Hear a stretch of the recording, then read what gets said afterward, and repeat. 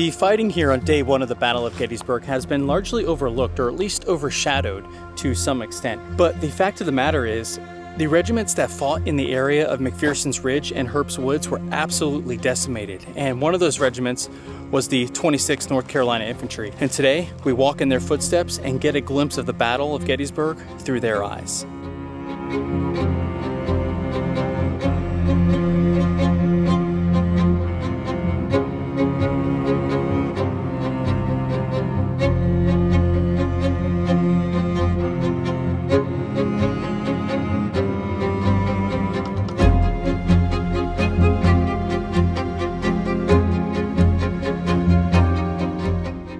Okay, so right now we are along Meredith Avenue, and what you're looking at is the monument to the 24th Michigan. I'm going to pan to my left, and you see the monument to the 26th North Carolina. Now, before we touch on the fight that is taking place right beneath my very feet, we gotta go down this trail here just to the right of the 26th North Carolina marker, and we're going to walk in the 26th North Carolina footsteps, and we're going to walk in the footsteps of the men of the 26th North Carolina as they crossed Willoughby's Run here, which is just down this trail here. So I just wanted to show you where the trail leads up to Meredith Avenue. And if you're ever curious as to see the starting location of the 26th, you can take this well-maintained path right down the Willoughby's Run.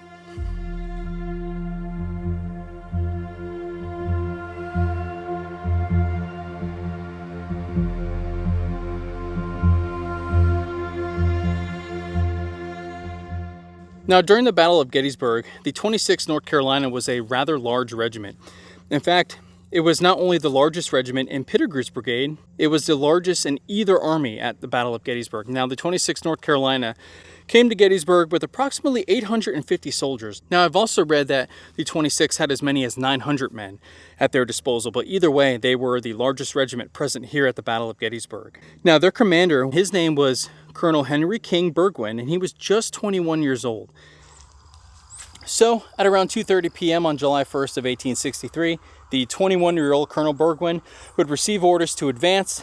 They were positioned back this way. So the 21-year-old Burgoyne would address his regiment, give the orders, forward march, and the 26th would begin advancing in this general direction towards us on the camera here. Now, I believe this area here wasn't wooded. I believe it was a wheat field, or at least parts of it were a wheat field.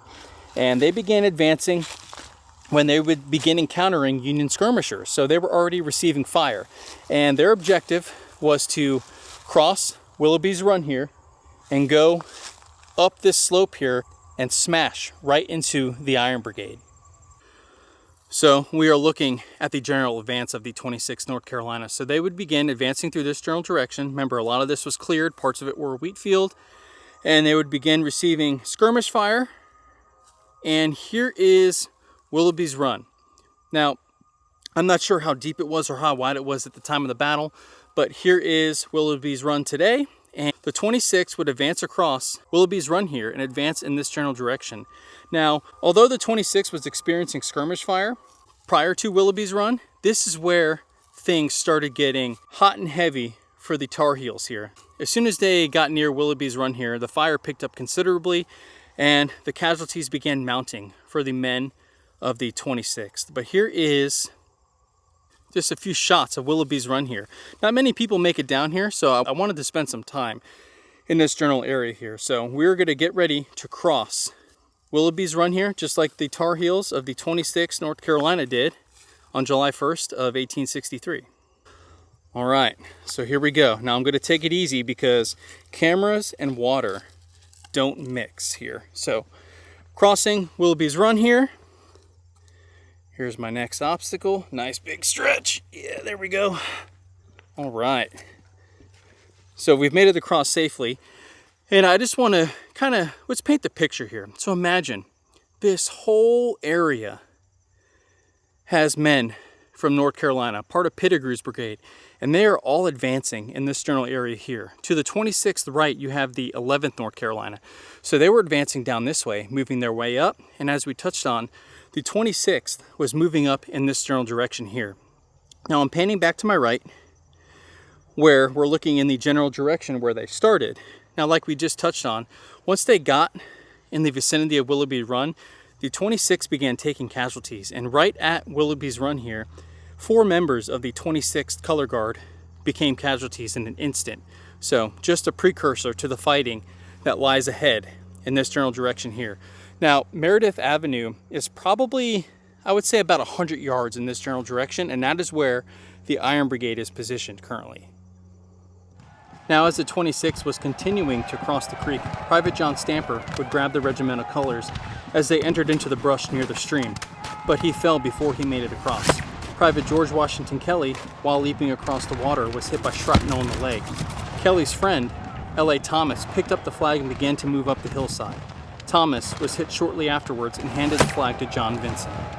Vincent, in turn, was promptly wounded, and the flag was passed to John Marley, who also was quickly dispatched by a hissing bullet.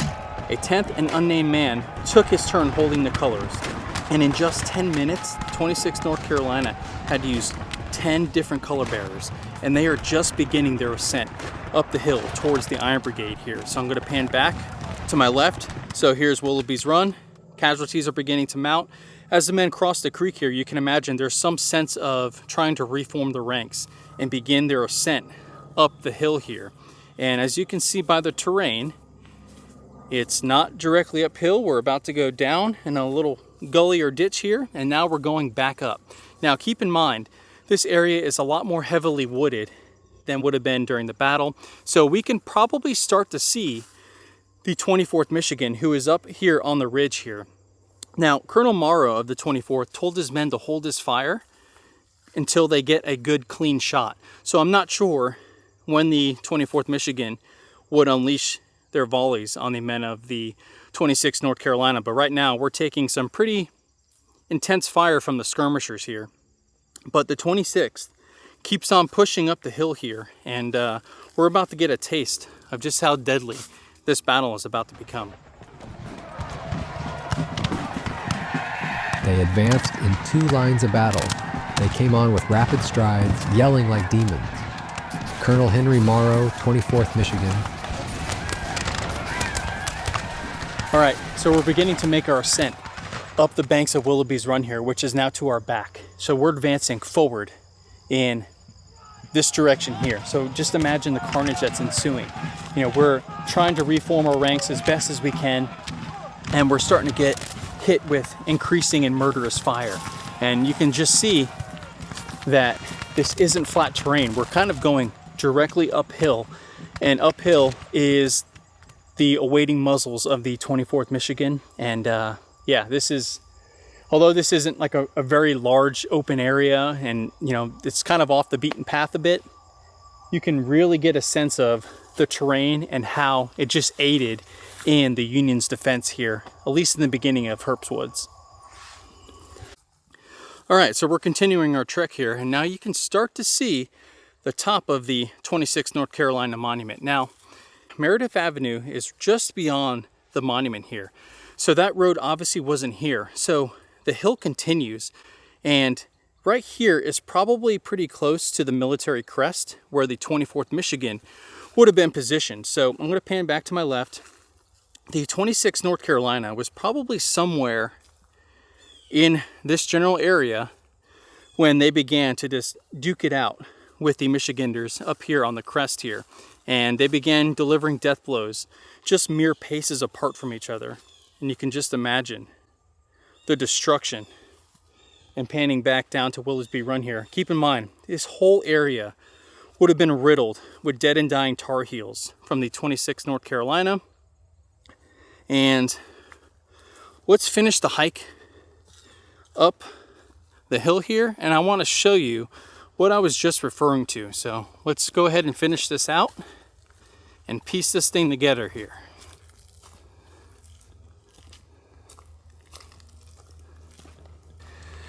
All right, so here is the monument to the 24th Michigan, right on top of the crest here. Here is Meredith Avenue, and you can kind of see they had to flatten this out to put the road in here. But if you just follow the hill, the 24th Michigan would probably be in this general area here because this is your best fields of fire, okay? So this is essentially the military crest. So the 26th was probably just a tad down this way here, okay? So back up a bit. Here's the monument to the 26th. Again, was in somewhere in this general area. Panning to my right, and here is the general area of the 24th Michigan. Again, they were probably positioned a little closer to this area here. So I moved just a little farther back just to kind of keep painting the picture for you here. So the 26th North Carolina positioned on our left, 24th Michigan in this general area. And again, these two sides were just delivering death blows essentially into each other's faces. I've read accounts that were as little as 20 to 30 yards apart. I've also read accounts about 40 paces apart. So it's probably a very similar distance. And keep in mind, both sides are using rifled muskets here, and the effective range on a rifled musket is a couple hundred yards. So now just imagine being 20 to 30 yards apart from each other, and you're essentially just firing into each other's faces here. Now, despite the heavy casualties suffered by the 26th North Carolina, their numbers were slowly beginning to beat back the men of the 24th Michigan here. So the 24th Michigan began to waver and pull back into an additional line within the Herbst woods here. Now, as the men of the 26th North Carolina began to gain the momentum here, Colonel Burgoyne would grab the 26 colors. Now, we already know what kind of target that makes you here. So seeing this, Private Frank Honeycutt would reach for Colonel Burgoyne in the colors. And just as he was doing it, Colonel Burgoyne would turn to hand the colors to Honeycutt when Colonel Burgoyne was struck in the chest by a Union minie-ball. Moments later, Private Frank Honeycutt would be struck by a Union minie-ball, killing him instantly. So the killing here didn't matter what rank you were.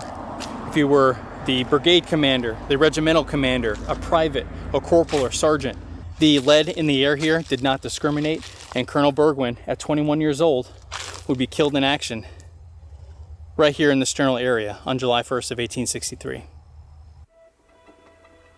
The Lord's will be done. We have gained the greatest victory in the war. I have no regret at my approaching death. I fell in the defense of my country. Colonel Henry Burgoyne, 26th North Carolina. I never saw a braver man than he. He was always cool under fire and knew exactly what to do, and his men were devoted to him. Fred Olds, 26th North Carolina. So following Burgoyne being killed in action, Colonel J.R. Lane would take command of the 26th North Carolina. Now, something else I want to hit on is back in this area, you have the 19th Indiana and the 11th North Carolina duking it out. So the 11th North Carolina began enveloping the 19th Indiana. They began pulling back, and in turn, the 24th Michigan began giving way under the weight of the 26th North Carolina. And the Iron Brigade would begin pulling back into the Herbst woods here, and pursuing them was the 26th North Carolina, surging forward. So let's take a trek through the Herbst woods here and see what lies in store for the men of the 26th.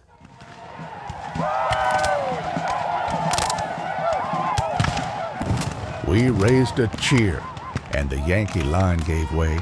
We charged to the top of the hill where we found another line, which we charged. Captain Thomas Curtin, 26th North Carolina.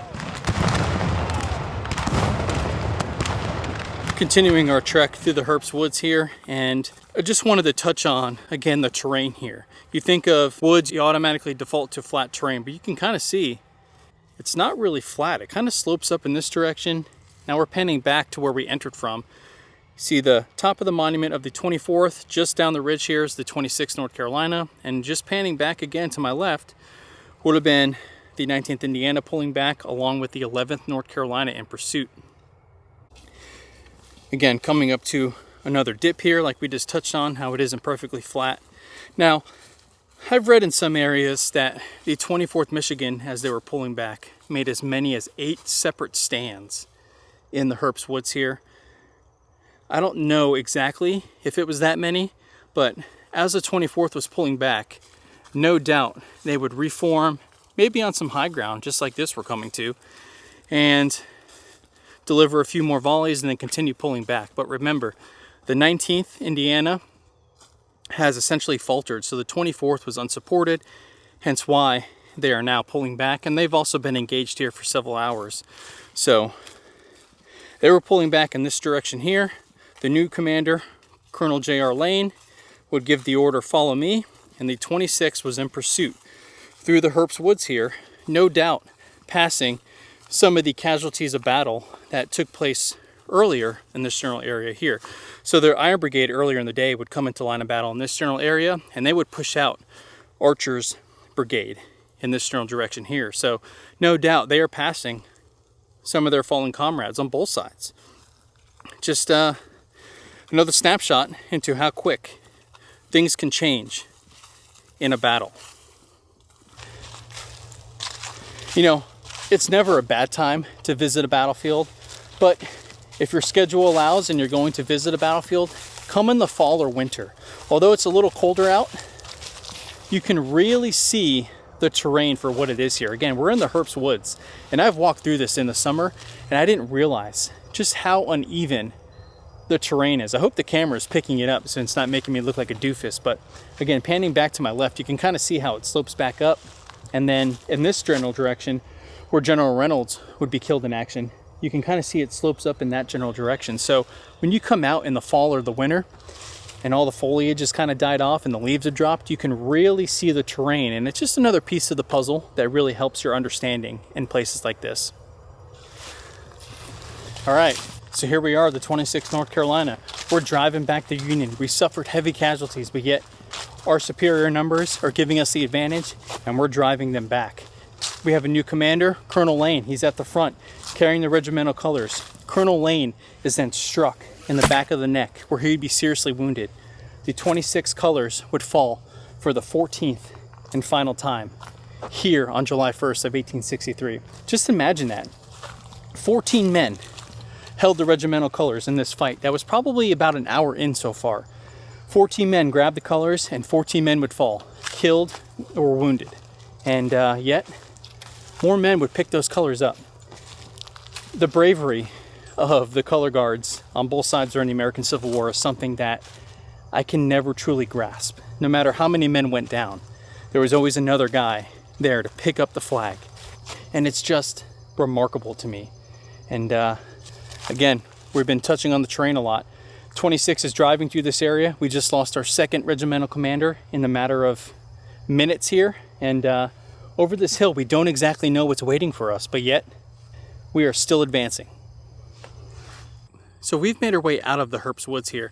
So we started in this general direction, made our way out of the Herbst woods, and this area is the general location of where General Reynolds was killed. We are standing in the location where the 151st Pennsylvania would be brought up from their reserve position at the seminary, just back here. So the Iron Brigade was pulling back out of the Herbst woods here. Okay, so they're pulling back. Biddle's brigade on the ridge behind me was pulling back, so a gap was being created. So the 151st Pennsylvania was brought up. So panning to my left, 26th North Carolina. Continuing in this general direction, you had the 11th North Carolina, and then the rest of Pettigrew's brigade off in that direction here. So the 151st Pennsylvania, whose enlistments would be up in less than a month at the Battle of Gettysburg here, was brought up, and they were essentially mauled for the sake of buying some time for the Union to build a defense around the seminary in this direction here. So the men of Pettigrew's brigade, including the 26th, would pursue the Union, and they would attempt to attack the Union positions here, where they would be driven back. And the 26th, at this point in the battle, they just had nothing left. They've been fighting for an extended period of time now, so they would pull back and they would rest somewhere in the Herbst woods here, just below the high ground, so they had some relative protection.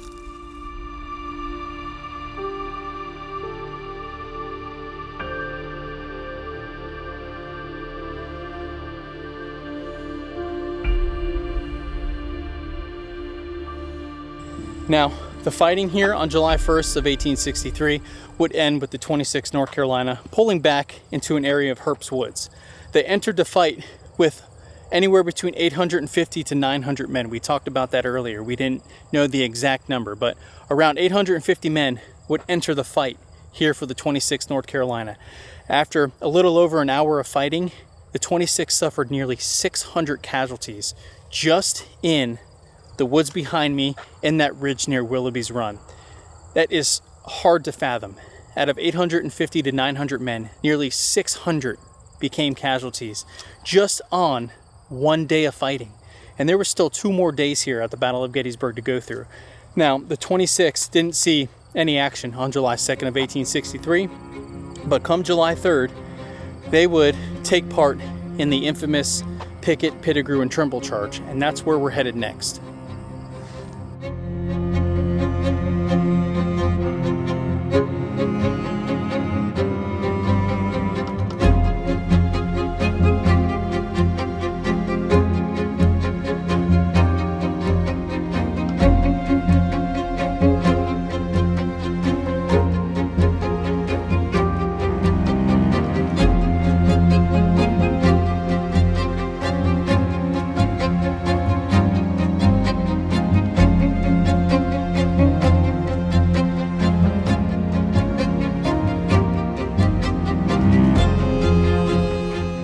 So we are currently walking along probably the most well-known ground at the Gettysburg battlefield outside of Little Round Top.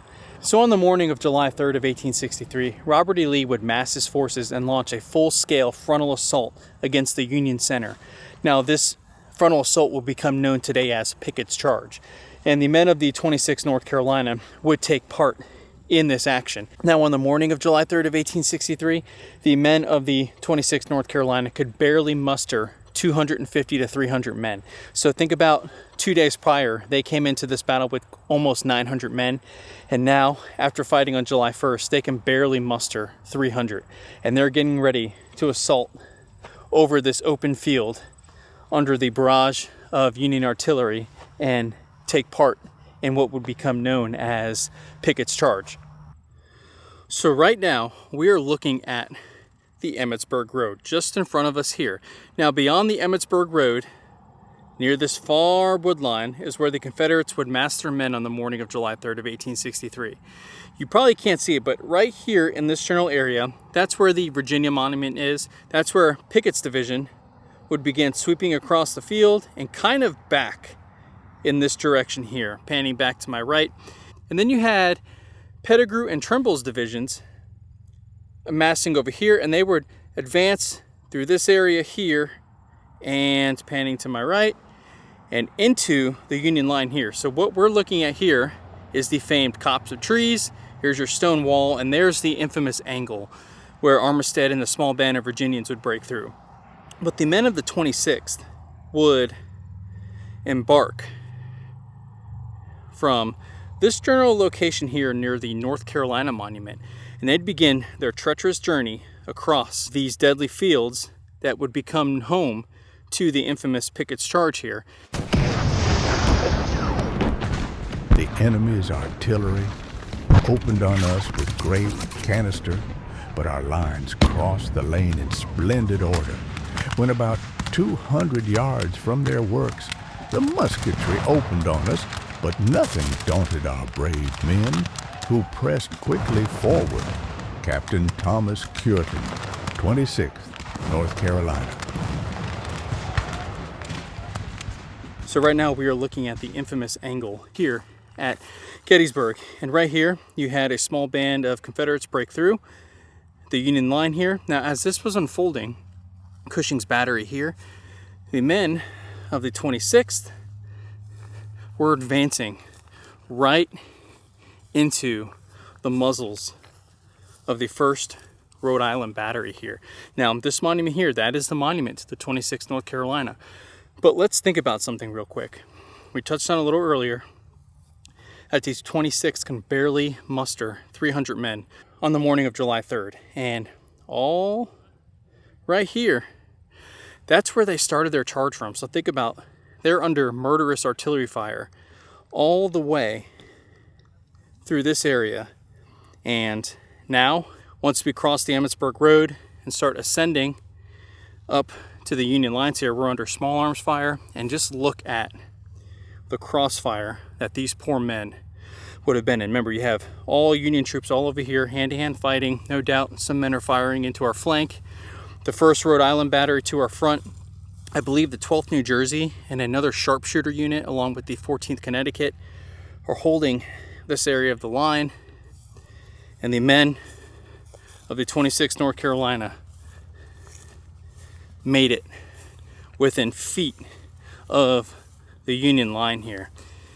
And here is their monument here at Gettysburg, their second monument, I should say. And again, I'm panning up, looking at the Rhode Island Battery here. These men aren't just advancing into rifle fire, they're advancing into the muzzles of these cannons here that are no doubt loaded with double and triple canister. Just imagine that. And these men advanced without hesitation after losing more than half of their men on one day of fighting a few days prior. And you have the high water mark in this area near the copse of trees, and right here is the 26th North Carolina monument that looks just a tad ahead of the high water mark. And I'm going to pan back to my left, and conveniently the 11th Mississippi over here by the Bryan property, their monument is literally inches in front of the 26th North Carolina here. But here is the position where the 26th North Carolina advanced to, and let's have a look as they made their way up to the stone wall, right into the muzzles of the 1st Rhode Island here.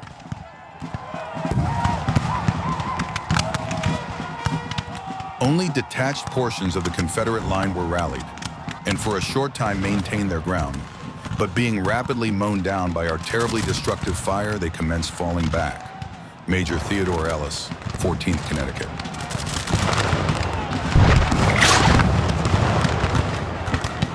We were met with a perfect hailstorm of lead from their small arms. The brigade dashed on, and many had reached the wall when we received a deadly volley from the left. Major John Jones, 26th North Carolina. So I am currently at the position of the 1st Rhode Island Battery, looking down at the marker of the 26th North Carolina. Now, I did read that First Sergeant James M. Brooks of Company E and a color bearer by the name of Daniel Thomas, they would reach the stone wall in this general area where Union troops would begin calling out, "Come over to this side of the Lord." So they would essentially stop firing and essentially hold out their hands and pull these Confederate troops over the stone wall and onto this side of the line here. Now, while I do believe some Union troops in this general area probably had enough killing for a day, I didn't find any first-hand accounts that backed up this claim here, but I thought it was worth mentioning because I wasn't here, so technically I don't know if it didn't happen. So I just thought it was worth mentioning, and it is a nice story if it is true, because just think about the carnage that unfolded on these fields before us here. Now, following Pickett's charge, the 26th North Carolina would lose another 99 men on these fields behind us here, making it to this point right here. Now, those additional 99 casualties that they suffered here would bring their total here at Gettysburg to 687 men killed, wounded, and captured just in 2 days of fighting here. Remember, they sat out July 2nd. So on July 1st and July 3rd, of the nearly 850 men they brought to the field, 687 of them became casualties for a rate of nearly 82%. That's mind-boggling to me. 82% of this regiment was killed, wounded, or captured here at Gettysburg. And I hope this video sheds some light on their actions here and on their bravery here on the fields of Gettysburg.